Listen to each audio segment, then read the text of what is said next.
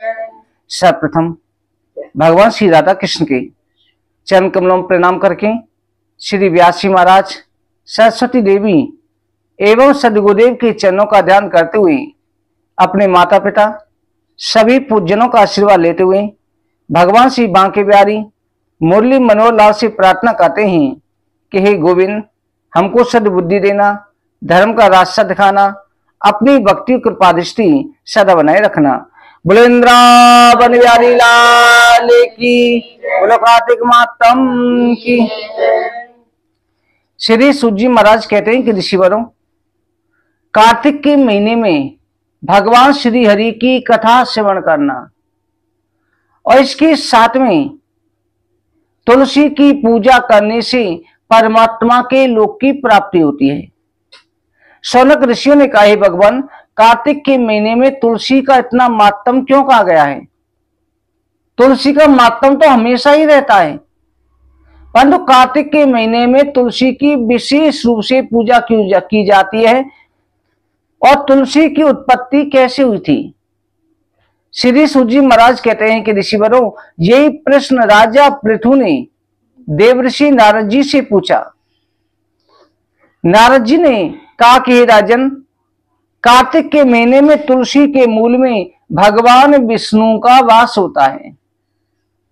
तुलसी की पूजा करने से भगवान विष्णु की पूजा का सानिध्य प्राप्त हो जाता है। इसलिए तुलसी में अधिक प्रेम के साथ में भगवान का ध्यान करें। तुलसी का मातम वर्णन करते हैं।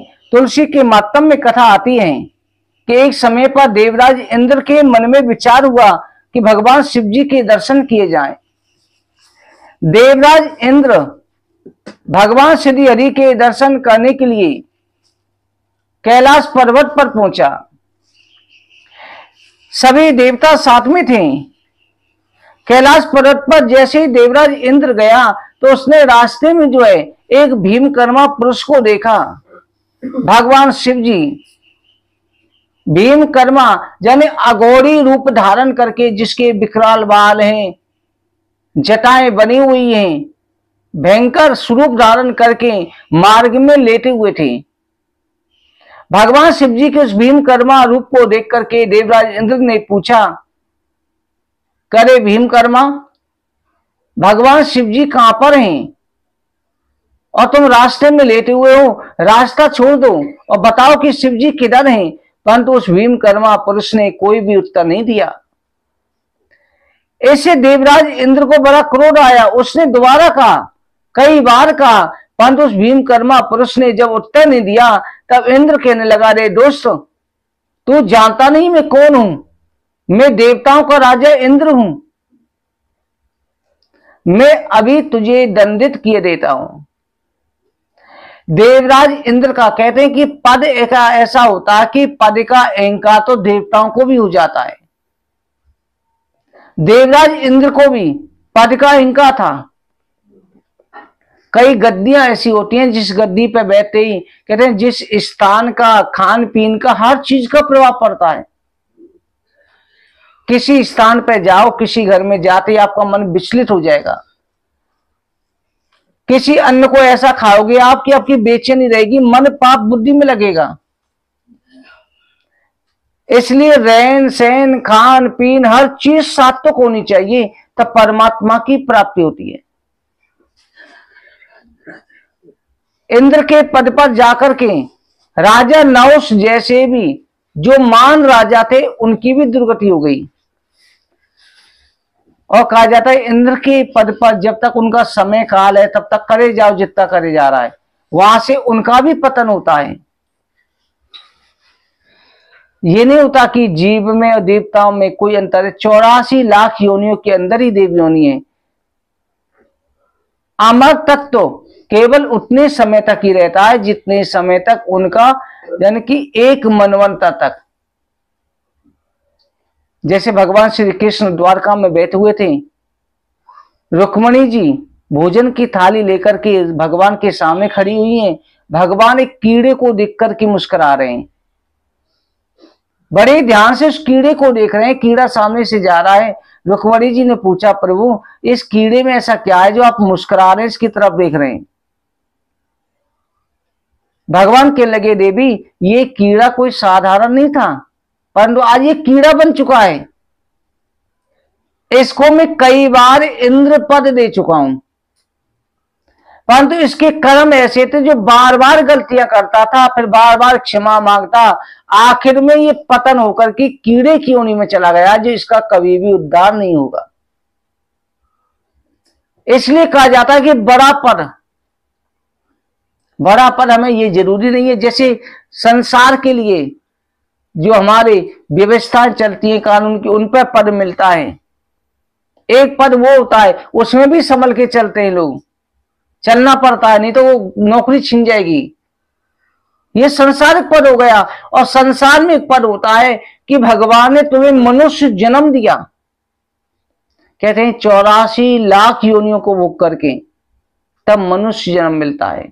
और मनुष्य जन्म में सबसे पहले शूद्र बनेगा। शूद्र का मतलब जाति से नहीं, जाति व्यवस्था है, वर्ण व्यवस्था है, परंतु शूद्र उसमें भी जन्म लेकर जाने की सेवा करने वाला। फिर उसके बाद में वो वैश्य बनेगा, फिर क्षत्रिय बनेगा, फिर ब्राह्मण पद सबसे आखिर में प्राप्त होता है।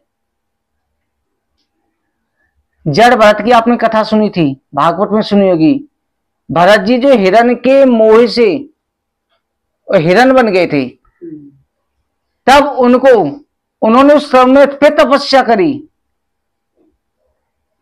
फिर उसके बाद में वरदान भगवान ने कहा कि अभी तुम्हें फिर ब्राह्मण का जन्म दिया जाएगा, तब तुम मोक्ष के लिए उपाय करना।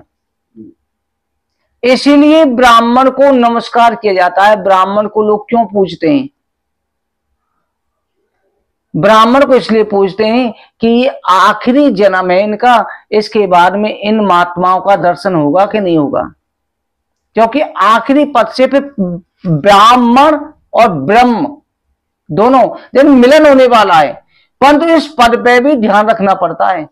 ये नहीं कि हम ब्राह्मण हो गए तो हम मुक्ति को प्राप्त होने वाले हैं, परमात्मा लीन होने वाले हैं। तभी तो भगवान कृष्ण भी ब्राह्मणों के चरणों में गिरते थे, पर किसके? जो ब्राह्मण प्रभु की भक्ति करता है, मांस मदिरा का सेवन नहीं करता, वैश्यावृत्ति नहीं करता, उस ब्राह्मण की जो मुक्ति होने वाली है। कर्म प्रदान ब्राह्मण का कर्म माना जाता है कि ब्राह्मण कैसा कर्म कर रहा है, ब्रह्म तत्व तो कैसा कर रहा है। ये तो अश्वत्थामा भी ब्राह्मण था, परंतु उसने क्या किया? गलत का संग दिया, दुर्योधन का संग किया, इसके साथ में द्रौपदी के बालकों की हत्या करी। तो भगवान ने उसका वध नहीं करा कि ये ब्राह्मण है, इसका वध। भगवान भी ब्रह्म हत्या से दूर रहते थे, मैं ब्राह्मणों की सेवा करता हूं, उसका वध कैसे करूं? परंतु अर्जुन से कहा, अर्जुन इसकी मणि छीन लो। मस्तक में जो मणि है, पहले ये जन्म से पूज्य होता था, अब ये कर्म से पूज्य हो जाएगा। आज के बाद में ब्राह्मणों को कर्म करना आवश्यक होगा, क्योंकि जन्म से इसकी हम पूजा करते आ रहे, बार बार पूजा कर रहे, पर इसने यानी एक की करनी सबको। पहले युग में होता ना, सतयुग में एक करता था तो पूरे देश को भरना पड़ता था। एक को श्राप देते थे, एक जात को, तो सबको लग जाता था। दूसरा द्वापर युग में एक कर, त्रेता युग में एक करता तो पूरे नगर को भरना पड़ता, जैसे रावण ने किया, पूरे कुल को भरना पड़ा, पूरा लंका तहस नहस करवा दी, राज्य को ही।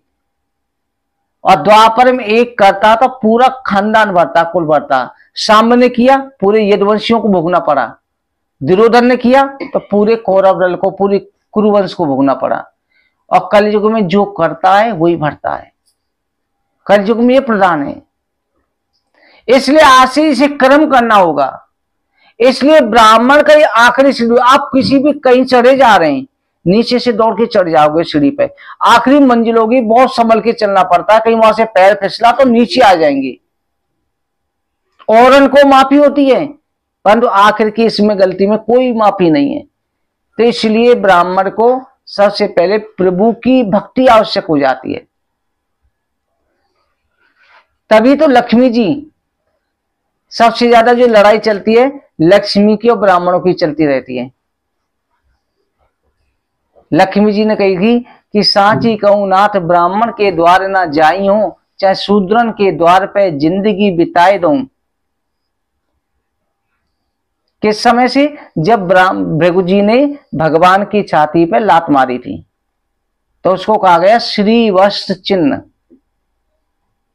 श्री लक्ष्मी जी वास करती है, वस्त्र ब्राह्मण, लक्ष्मी जी के ऊपर भी ब्रह्म चिन्ह। इसलिए संभल के चलो, हर एक किसी को, और उसी की पूजा करो, दान भी उस ब्राह्मण को दो जो ब्राह्मण सुपात्र हो, दिख रहा है कि परमात्मा में लीन रहता है, सदुपयोग करता है। ऐसे को नहीं कि कई लोगों ने ब्राह्मण का चोला धारण कर रखा है, कई लोग ऐसे हैं कि और हैं पर ब्राह्मणों का चोला धारण कर रखा है। जैसे केरल में भर्ती हुई है तो वहां की जो संस्थान है ना, उसमें जात जो हुई है शूद्र जात की भर्ती हुई है, क्योंकि वहां पर कांग्रेस की सरकार है। जितने ब्राह्मण पर पुजारी सरकारी मंदिर हैं, सरकार के अधीन आते हैं, परंतु उनका कहते हैं ना कि कर्म जो होते, कर्म के साथ में जो संस्कार मिलते हैं वो जन्म से मिलते हैं। संस्कार जन्म से मिलते हैं। जैसे आपका परिवार है तो आप अपने बच्चों को अच्छे संस्कार देंगे, और अगर मुसलमान के घर में जन्म लेगा तो बच्चे को फिर वहां के संस्कार मिलेंगे। जिस जाति में जन्म लेगा उसके संस्कार स्वतः ही आते हैं। करण क्षत्रिय था और उसका पालन पोषण सूत के घर में हो रहा था, फिर भी उसके जो कर्म थे, संस्कार स्वतः ही, वो धनुष बाण चलाना, क्षत्रियता के आए थे। इंद्र ने अपने अभिमान के कारण कहा, अरे भीमकर्मा, तू मेरी बात का उत्तर नहीं दे रहा, मैं तेरा सिर अभी काटे देता हूं। इतना कहकर के इंद्र ने अपना वज्र चला दिया। जैसे वज्र भीमकर्मा पुरुष के गले पर लगा, वज्र जलकर के भस्म हो गया और उन्होंने विकराल भयंकर रूप धारण करके अपना त्रिनेत्र खोल लिया। जैसे तीसरा नेत्र खोला, उससे भयंकर अग्नि प्रकट हुई। उस अग्नि के भय से देवराज इंद्र भयभीत हो गया। देवगुरु बृहस्पति ने प्रार्थना करी कि बृहस्पति जी समझ गई भगवान शिव जी हैं कि हे प्रभु, हे त्र्यंबकेश्वर, नमो देवादिदेवाय त्र्यंबकाय कपटने त्रिभुवनाय सर्वाय नमो अन्य निषूदने। हे प्रभु, आप तीनों लोकों के स्वामी हो, यज्ञ विध्वंस करता, यज्ञ फल दाता, कालांतक ब्रह्मा का सिर काटने वाले, ब्राह्मणों के पालन करता, आपको नमस्कार है। भगवान शिव जी ने कहा, हे बृहस्पति, तुम्हारे मन में जो भी इच्छा है मुझसे वरदान मांगो। बृहस्पति ने कहा कि प्रभु, इस देवराज इंद्र को क्षमा कर दो, ये मेरा शिष्य है, इससे गलती हो गई। भगवान शिव जी ने कहा कि तुमने देवराज इंद्र की रक्षा करी, इसलिए आज से तुम्हारा नाम जीव भी होगा। लोग अपनी रक्षा के लिए भी तुम्हारी पूजा अवश्य करेंगे। भगवान शिव जी ने उस अग्नि को लिया, समुद्र की तरफ फेंक दिया। समुद्र में वो अग्नि गिरते ही उसने एक बालक का रूप धारण किया।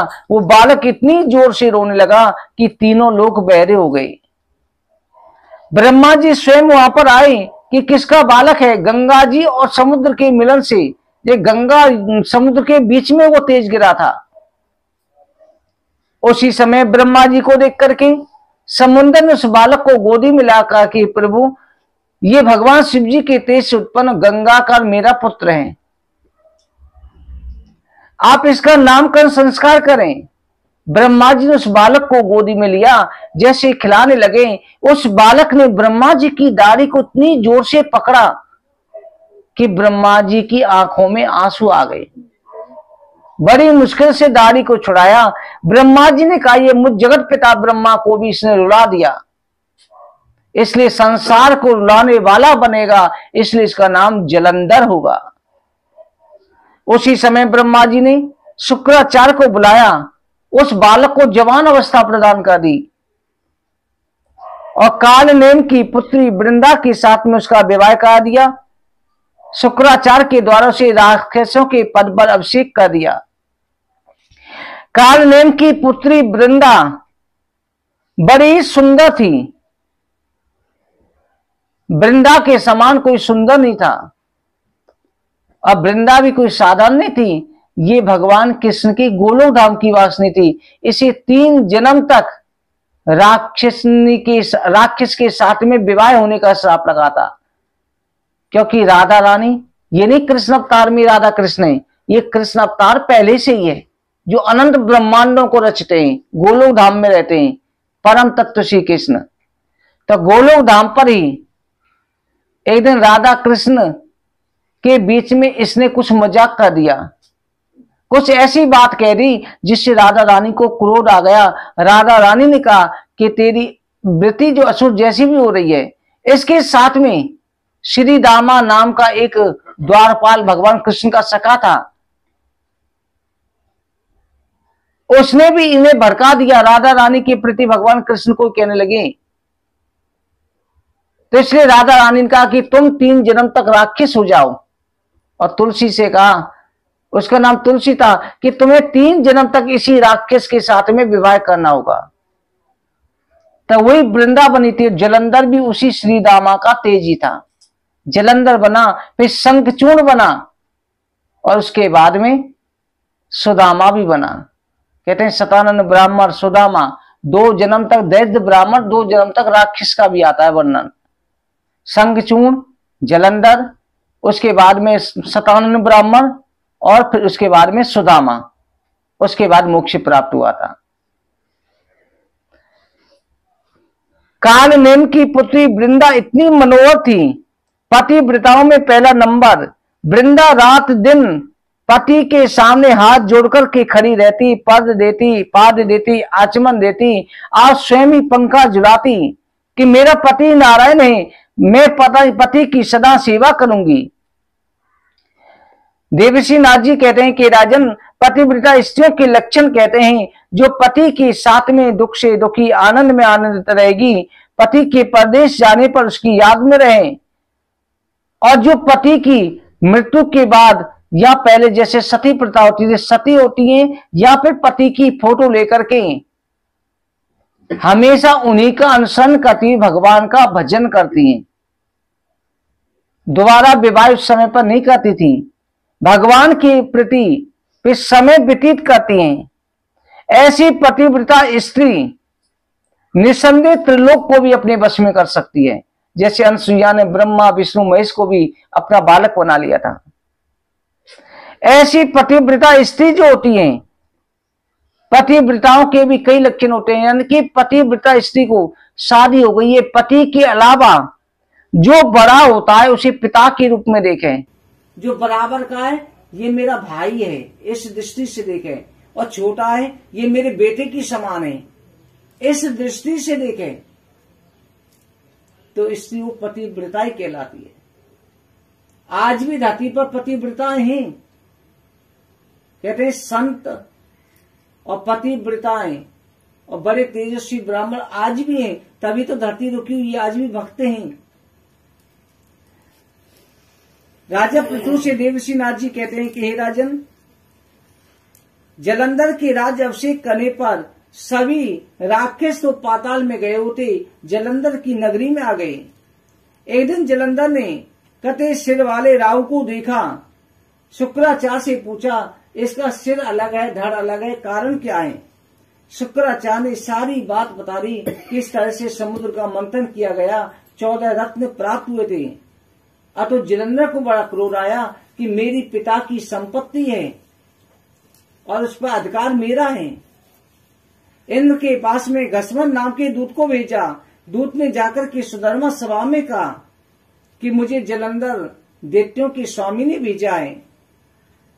उन्होंने कहा कि तुमने मंदराचल पहाड़ के द्वारा बांस की नाक की रस्सी बनाकर के मेरे पिता का मंथन किया और जो 14 रत्न निकले हैं उनका अधिकारी मैं हूं। जो रत्न तुम्हारे पास हैं उन्हें मुझे वापस कर दो। ऐसे वचन सुनकर के इंद्र ने कहा कि जलंधर से जाकर के कह देना कि तुम्हारे पिता ने राक्षसों का रक्षण किया था, इसलिए हमने उसका मंथन किया। इसलिए शंकासुर नाम के जो देवताओं का शत्रु राक्षस था उसका भी श्री हरि नारायण ने वध कर दिया। मेरे छोटे भाई वामन ने उस समय पर राजा बलि जिसने समुद्र मंथन किया उसको भी यहाँ से पतन करके पाताल लोक भेज दिया। अगर तू भी इसलिए इस समय शत्रुता साधेगा, तेरा भी अंत निश्चित होगा। दूत ने जाकर के जलंधर से सारी बातें कही, अतः जलंधर को क्रोध आ गया। जलंधर को क्रोधित होकर के उसके गुस्से के मारे होठ फड़कने लगे, भुजाएं फड़कने लगी। सभी राक्षसों को बुला लिया।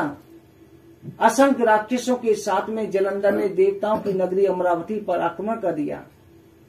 बड़ा ही भयंकर युद्ध हुआ। देवता राक्षस एक दूसरे को मारने लगे, खून की नदियां बहने लगी। हजारों वर्षों तक युद्ध चला। राक्षसों को शुक्राचार्य जी मृत संजीवनी विद्या से जीवित कर देते थे, और जो देवता मारे जाते देवसेना को द्रोणागिरी से औषधि लाकर के बृहस्पति जी जीवित कर देते थे। जलंधर ने देखा, शुक्राचार्य से पूछा कि ये देवताओं की सेना जो मरती है बार बार जीवित क्यों हो जाती है। शुक्राचार्य ने बताया कि द्रोणागिरी की औषधि से, आज भी द्रोणाचल पर्वत पर बड़ी बड़ी जड़ी बूटियां होती हैं। ऐसी ऐसी जड़ी बूटियां मिलती हैं जिनसे बड़े से बड़ा रोग दूर हो सकता है, और जड़ी बूटियों में विशेष शक्ति होती है। पहले युद्ध होते थे और जख्म पर जड़ी बूटी का लेप लगाते, पहले जैसा हो जाता था। जड़ी बूटियों के समुद्र, जड़ी बूटियों के उस पहाड़ के बारे में सुनकर के जलंधर को क्रोध आया। उसने उस पहाड़ को उखाड़ा, समुद्र में फेंक दिया। जब देवगुरु बृहस्पति ने उस पहाड़ को नहीं देखा, देवताओं से कहे, देवताओं ये राक्षस जो शिव जी के तेज से उत्पन्न हुआ है, इसे पराजित नहीं कर सकते, इसलिए सभी देवता भयभीत होकर के यहाँ से भाग जाओ। सभी देवता जलंधर के सामने अपने शस्त्रों को त्याग करके भाग गए। जलंधर ने अमरावती में प्रवेश किया। देवताओं ने गुफाओं में जाकर के एकत्र होकर के भगवान श्री नारायण की स्तुति करी कि जो प्रभु सशंख चक्रम सकीत कुंडलम सपीत वस्त्रम शीर्षावेक्षणम, जो शंख चक्र गदा पदम धारण करने वाले हैं, जो आदि नारायण हैं, वो प्रभु हमारी रक्षा करें। मत्स्य कश्यप नाना रूपों को धारण करने वाले, दुखों का नाश करने वाले, ब्रह्मा की भी सृष्टि करने वाले परमात्मा हमारी रक्षा करें। हे प्रभु, इस समय जलंधर के कारण हम बहुत परेशान हो रहे हैं, आप हमारी रक्षा करें। जब देवताओं ने स्तुति करी, भगवान विष्णु योग निद्रा से जाग गए। भगवान विष्णु गरुड़ पर सवार होने लगे। लक्ष्मी जी ने देखा कि हे प्रभु, आप युद्ध की तैयारी करके जा रहे हैं, कहां पर जा रहे हैं। भगवान ने कहा, देवी तुम्हारे भाई जलंधर ने देवताओं को पीड़ित कर रखा है, देवता हमारी स्तुति कर रहे हैं, हम उन्हीं की रक्षा के लिए जा रहे हैं। लक्ष्मी जी ने कहा कि हे स्वामी, जलंधर मेरा भाई है, समुद्र से उत्पन्न हुआ है, तुम मेरे भाई का वध कैसे करोगे, मैं आपकी दासी हूं, आप मेरे भाई का वध करें उचित नहीं है। भगवान विष्णु ने कहे, देवी आप चिंता न करो, मैं तुमसे बहुत प्रेम करता हूं, मैं तुम्हारे भाई का वध नहीं करूंगा। भगवान शिव जी के तेज से उत्पन्न है और तुम्हारा भाई है, और दोनों ही मुझे प्रिय हैं, इसलिए मैं जलंधर का वध नहीं करूंगा। मैं अपना सुदर्शन चक्र जलंधर पर नहीं चलाऊंगा। ऐसा कहकर के भगवान शंख चक्र गदा पद्म धारण करके युद्ध भूमि में प्रकट हुए। भगवान के बाणों के द्वारा सभी राक्षसों का वध हो गया। जलंधर ने विष्णु जी को सामने देखा, भयंकर युद्ध करने लगा। जलंधर का भगवान विष्णु का भयंकर युद्ध होने लगा। जलंधर ने अपनी गदा के द्वारा गरुड़ को जमीन पर गिरा दिया। विष्णु भगवान ने अपनी तलवार के द्वारा उसकी गदा को काट डाला। जलंधर ने विष्णु भगवान की छाती पर मुक्का चलाया। भगवान मुस्कुराने लगे। हजारों वर्षों तक जलंधर का भगवान का मल्ल युद्ध हुआ। उसके बाद में भगवान जो है मेघ के समान गंभीर वाणी से विराट रूप धारण करके बोले कि हे दैत्येंद्र, तुम्हारे पराक्रम से हम प्रसन्न हैं। तुम लक्ष्मी को भाई हो, लक्ष्मी के भाई होने से मैं तुम्हारा जीजा लगता हूं, और अपनी बहन के पति के साथ तुम्हें युद्ध करना शोभा नहीं देता। तुम्हारे मन में जो भी इच्छा है मुझसे वरदान मांग लो। जालंधर ने जैसे ही सुना कि मेरे बहन के पति हैं, मेरे जीजा लगते हैं, जालंधर हाथ जोड़ के खड़ा हो गया। आज जालंधर के कहते हैं भगवान का अंश था, कहीं ना कहीं अंश का प्रभाव पड़ता है। और पत्नी का भी संगत जैसी पत्नी होती है, पति भी रास्ते पर चलता ही है। जालंधर के मन में विचार आया कि इनसे वरदान क्या मांगा जाए। जालंधर ने एक ही वरदान मांगा और ये वरदान सबको होना चाहिए।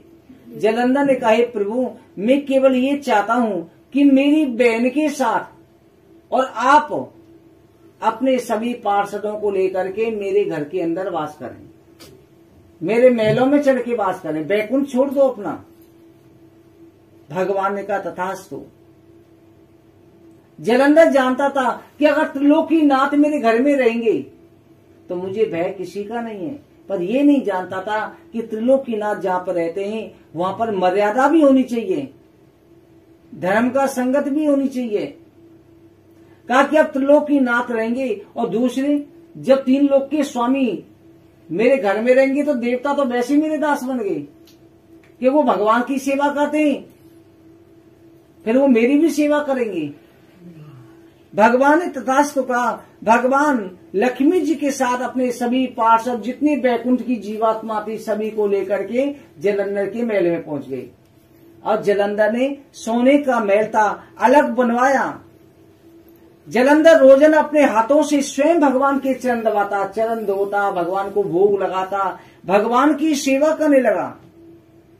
इस तरह से जालंधर दिन रात सेवा करता, भगवान की भक्ति में। कहा जाता है जालंधर की राज्य में तीनों लोकों में राज्य हो गया, कोई दुखी नहीं था, कोई मृत्यु नहीं आती थी। लोग कहते ना कि अभी हमें नहीं जाना, 1000 वर्ष जियो, 10,000 वर्ष जियो, यमराज का अधिकार नहीं था। जब स्वयं कहते थे इच्छा मृत्यु हो गई थी कि हाँ हमें अब जाना है। कहा जाता है जालंधर की राज्य में समुद्र जो सारे रत्न पृथ्वी पर फेंक देता था। देवताओं से ज्यादा राक्षसों का राज्य हुआ। अच्छा, कई राक्षस ऐसे हुए जो धर्मात्मा हुए। जालंधर के राज्य में सभी स्वतंत्र थे और कहां देवता, सूर्य चंद्र अग्नि कुबेर इतने देवता है, सारे देवताओं का कार्य अकेले जालंधर चला रहा था। स्वयं सूर्य बन के चमकता, सारी व्यवस्थाएं सही, ना कोई दुखी। जैसे राम जी का राज था वैसे राम जी का राज तो अयोध्या में था, परंतु जालंधर का तीनों लोकों में चल रहा था। त्रिलोक में कोई परेशान नहीं था, केवल दुखी एक ही थे, देवता। देवताओं को दुख नहीं दे रहा था, पर किस लिए थे कि हमारे जो वैभव है, अपना जो एक अलग रुतबा होता है वो खत्म हो चुका है। हम जालंधर के अधीन होकर के काम कर रहे हैं और ये देवताओं को मंजूर नहीं है। आज भी कोई भक्ति करता है, भगवान के रास्ते पर चलेगा ना, सबसे पहले देवता ही विघ्न डालते हैं। देवता बहुत रुकावट डालते हैं कि ये आगे नहीं बढ़ जाए। जितने भक्त हुए सबके रास्ते में देवताओं ने कोई ऋषि तपस्या करता तो इंद्र अप्सराएं भेजने लग जाता, इसकी तपस्या भंग करो। इसलिए देवताओं की हमेशा अरुचि रहती है। जालंधर के राज्य में यही था, इसलिए देवताओं ने जाकर के भगवान शिव जी से शिकायत करी और नारद जी को भ्रमित किया। कहा जाता है जालंधर ने देवता, गंधर्व, सिद्ध, यज्ञ, राक्षस, मनुष्य इन सभी को अपने गांवों में बसाया। जालंधर ने प्रजा को अपना पुत्र मान करके उनका पालन पोषण करता था। इस तरह से जालंधर ने अनेक प्रकार से प्रजा का पालन पोषण किया। जालंधर के धर्म के राज्य में ना रोग, ना दुख, ना दीना दृश्यते, कश्यपि व्याधतो नेपा दुखोतो ना कश्यता। ना कोई बीमार होता, ना कोई कमजोर, ना गरीब, ना निर्धन, किसी भी प्रकार की समस्या नहीं। ऐसा जालंधर का राज था। जालंधर राज्य करते हुए भी रोजाना का नियम सुबह और शाम दोनों समय लक्ष्मी नारायण के पास जाना, उनके चरण दबाने, रात को सुबह चरण धोने, भोग लगाना कि किसी प्रकार की कोई कमी तो नहीं है। बार बार देखता रहता था कि मेरे बहन जीजा ने कुछ खाया कि नहीं खाया। इस तरह से जलंधर दिन रात करता, परंतु देवताओं ने युक्ति लगा दी और कहा कि अब नारद जी को द्वारा, कहते जहाँ पर कोई अस्त्र नहीं चलता वहां नारद जी चलते थे, नारद जी के द्वारा जलंधर की बुद्धि को भ्रमित किया जाए, जिससे ये पाप करे और इसका नाश हो। इसलिए उन्होंने नारद जी को भेजा। बुलेंद्रा वन बिहारी लाल की जय।